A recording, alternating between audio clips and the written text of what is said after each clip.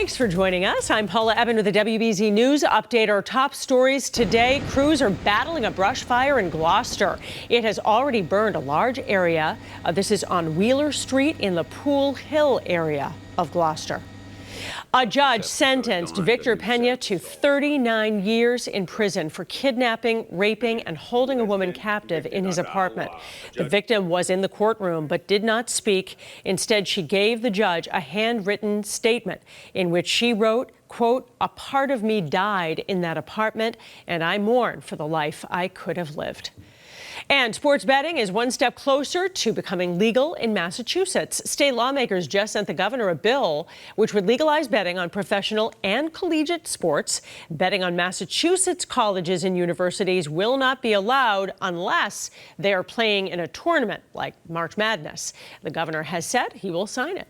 Let's get a check of the forecast during another hot week with Zach Green. That's certainly it, Paula. We're already feeling the heat out there today, and it's honestly going to be the cooler of the next few. We had a little bit of rain initially, but not enough to really land a dent in our deficit. And we're pretty much rain-free over the course of the next few days, with one hiccup arriving tomorrow afternoon.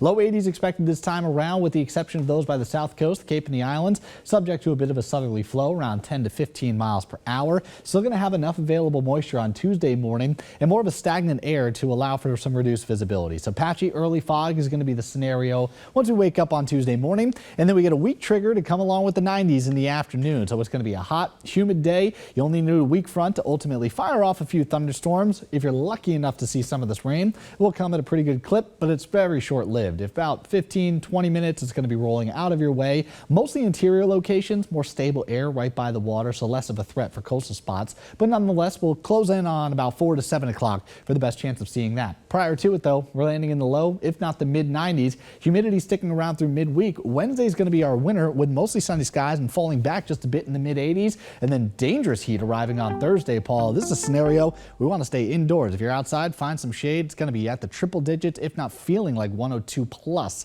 So we get a little bit cooler for the end of the week, but I think Thursday is the one to focus on. Zach, thank you. I'm Paula Eben. This has been a WBZ News Update. Have a good day.